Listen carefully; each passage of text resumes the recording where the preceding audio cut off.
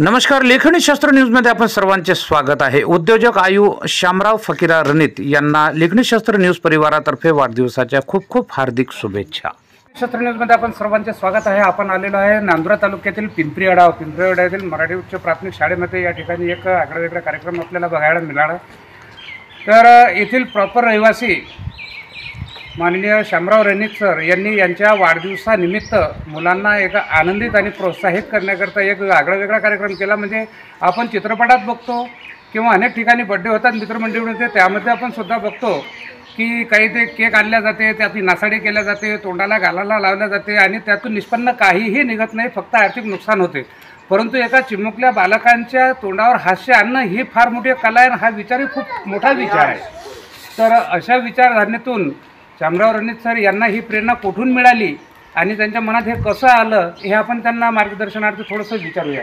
Sir, आपण हा कार्यक्रम आयोजित केला, हा कार्यक्रम आयोजित करण्यासाठी आपल्याला कोणी प्रोत्साहित केलं की आपल्या मनात स्वतः विचार आला? नाही, माझं वैयक्तिक मत होतं की मी एक दिवशी फार गरीब विद्यार्थी होतो आणि आज ते दिवस मला आठवतात की मी किती गरीब होतो।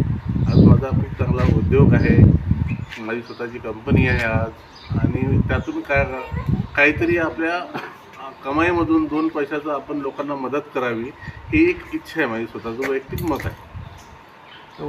या अगोदर सुद्धा सकाळी एक कार्यक्रम झालेला आहे। हो, ते मी 3 वर्षापासून हे कार्यक्रम करतो। मुक्ते बधिर मुलांना सुद्धा मदत करतोय, अनाथ मुलांना सुद्धा मदत करतोय, वृद्ध आश्रमात सुद्धा मी मदत करतोय। असे माझी 4थी शाळा आहे।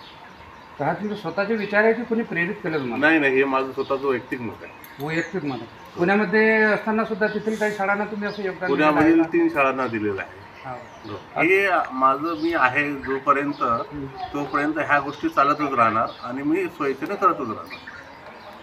तर आपण ऐकलेलं आहे की एका छोट्या कुटुंबातून आणि गरीब कुटुंबातून जन्माला आलेले आणि एक गरीब विद्यार्थी म्हणून त्यांनी ज्या यातना सोसल्या, त्यांनी जी कमतरता त्यावेळेस भासली असेल, त्या कमतरतेची जाणीव ठेवून आणि त्यांनी स्वतःच्या मनाने ही विचारधारणा ठेवून या ठिकाणी मुलांना हे पुस्तकं आणि वाटप केले आणि ईश्वर त्यांना अशीच प्रेरणा देत राहो व विद्यार्थ्यांना हे सलग चालत राहो। कारण लेखणी शस्त्र सेवा आहे, मोठं शस्त्र कोणता या जगात नाही आहे। त्या मुलासारखं तुम्हाला बनायचं नाही जो त्याच्या आईवडिलांना विसराला।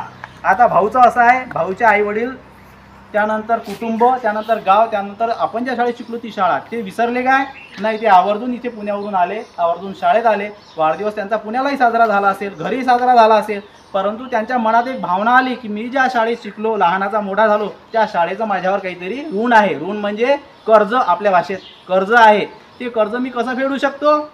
तर ते आज जे या शाळेमध्ये बाल चिमुकले शिकून राहिले यांच्या चेहऱ्यावर एखादं स्मित हास्य आणून किंवा आनंद यांच्या मनामध्ये फुलवून, आता तुमच्या वह्या घेताना मी फोटो नाही काढले, परंतु प्रत्येकाचा तो येतानाच तो तिथूनच हसतच येत होता की चला मला काहीतरी मिळणार आहे। हे जे तुमच्या चेहऱ्यावर हास्य आलं, हे आज जे हास्य आणण्याचं पूर्ण श्रेय आहे श्री शामराव फकीरा रणित यांना। त्यामुळे आजच्या तुमच्या या चेहऱ्यावर त्यांनी जे स्मित हास्य फुलवलं, तुमच्या मनात जो आनंद निर्माण केला, शिकण्याची जी गोडी निर्माण केली आणि सोबतच एक प्रेरणादायी विचार तुमच्या मनात जागृत केला की मी याच्यातून शिकायचं काय। आपण प्रत्येक धडा शिकतो, त्याच्यात मी तुम्हाला विचारतो की याच्यात तुम्हाला काय शिकले, हिंदीच्या योग्य चुनावामध्ये तुम्ही काय शिकले, काय सीख मिळाली आहे की नाही। तसं या कार्यक्रमातून तुम्ही काय शिकले, कोणी सांगू शकेल काय शिकले? तुमच्या भाषेत बोललंच चालते।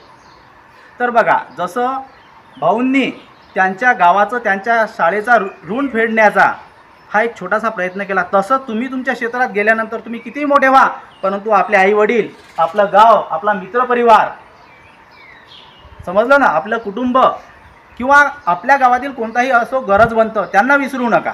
त्यांनी एक वाक्य वापरलं, आता त्यांचा इंटरव्ह्यू घेताना संपादक साहेबांनी त्यांचा इंटरव्ह्यू घेतला की मी सुद्धा तुमच्यासारखाच गरीब घरातून आहे, बरोबर आहे। मग त्यांना आज त्यांच्याकडे सर्व काही आहे, परंतु त्यांना याची जाणीव आहे। अशीच जाणीव तुम्ही सुद्धा भविष्यात तुमच्या क्षेत्रामध्ये उच्चस्थ पदावर गेल्यानंतर ठेवावी अशी आशा व्यक्त करतो व पुन्हा एकदा भाऊंचं शाळेच्या वतीनं आभार व्यक्त करतो। जय हिंद, जय महाराष्ट्र। या ठिकाणी आपण शामरावजी रणित यांचा वाढदिवस साजरा केला, त्यांना आपण वाढदिवसाच्या शुभेच्छा सुद्धा दिल्या। आजच्या या कार्यक्रमानिमित्त या ठिकाणी उपस्थित सन्माननीय सुधाकर पाटील, सन्माननीय उंबरकर भाऊ, सन्माननीय पांडुरंगी उंबरकर, या ठिकाणी लेखणी शस्त्रचे संपादक सन्माननीय सरदार शहाभाऊ, त्याचप्रमाणे या ठिकाणी उपस्थित शिवाजी रणित, भगवान रणित या सर्वांचं शाळेच्या वतीनं मी या ठिकाणी आभार व्यक्त करतो आणि हा आजचा छोटासा कार्यक्रम पुन्हा साहेबांना वाढदिवसाच्या शुभेच्छा देऊन या ठिकाणी संपवतो. धन्यवाद. स्वागत. त्यानंतर सोमनाथ.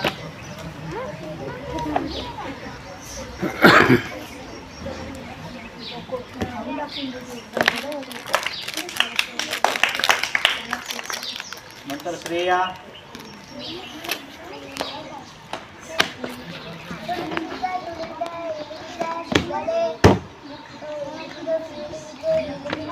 त्यानंतर प्रसाद.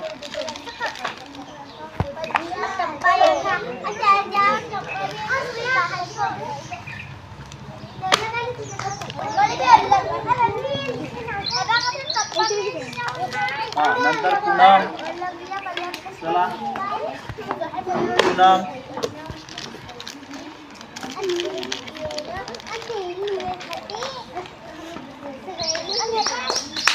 स्वागत.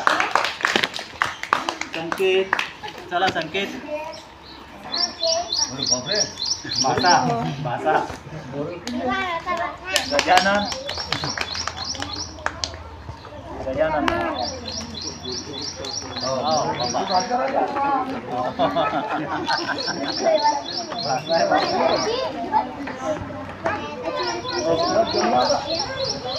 आता सर आपल्या फ्रेंड आपल्या आईवडिलांचं नाव उंचवायचं आहे आणि आपल्या गावाचं सुद्धा नाव या ठिकाणी आपल्याला उंचवायचं आहे. साहेबांनी आज आपल्या शाळेला हे लेखन साहित्य वाटप केलं. त्यांच्या वाढदिवसानिमित्त मी साहेबांना शाळेच्या वतीनं या ठिकाणी वाढदिवसाच्या हार्दिक हार्दिक शुभेच्छा देतो. त्यांना निरोगी आणि सुदृढ असं आयुष्य लाभो अशी या ठिकाणी प्रार्थना करतो. यानंतर शाळेचे मुख्याध्यापक श्री चौधरी सर बोलतील अशी मी त्यांना बघा. आपण ज्या गावात जन्मलो, सर्वप्रथम तर आपण ज्या कुटुंबात जन्मलो त्या कुटुंबाचा आपण ऋणी असतो. त्यानंतर कुटुंबानंतर काय आहे आपलं, कुटुंबानंतर काय आहे आपलं गाव महत्त्वाचं असते. आपली जी जन्मभूमी आहे त्या जन्मभूमीचं आपलं काहीतरी देणं लागते. त्याचे उपकार आपल्यावर असतात, त्याचं ऋण असते, ती आपल्याला फेडावं लागत असते. आता तुम्ही सध्या बाल्यावस्थेत आहे, लहान आहात, परंतु अशा काही कार्यक्रमातून तुम्हाला प्रेरणा मिळते, काहीतरी शिकण्याची तुम्हाला ही संधी मिळते. कशी, आज आपल्यासमोर एक चांगलं उदाहरण आहे, चांगलं व्यक्तिमत्व बसलेलं आहे.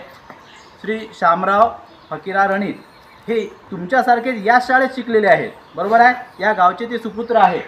या शाळेत शिकून त्यांनी त्यांच्या क्षेत्र कोणतंही असो, तुम्हीसुद्धा आता सर्वजण इथे बसलेले आहे, सर्वजण एका क्षेत्रात जाणार आहे काय. कोणी डॉक्टर बनेल, कोणी वकील बनेल, कोणी इंजिनियर बनेल, आहे ना. कोणी फौजमध्ये, आता कोणाचा जायचा विचार आहे, मी फौजी बनतो सर, कोणी म्हणते मी पोलीस बनणार आहे. तर तुम्ही इथून गेल्यानंतर वेगवेगळ्या क्षेत्रामध्ये तुम्ही सेवा देणार आहात, बरोबर आहे ना. तुमच्या मनात काहीतरी बनण्याची इच्छा, तरच तुम्ही शाळेत येऊन राहिले, आहे ना तुमचं उद्दिष्ट असं.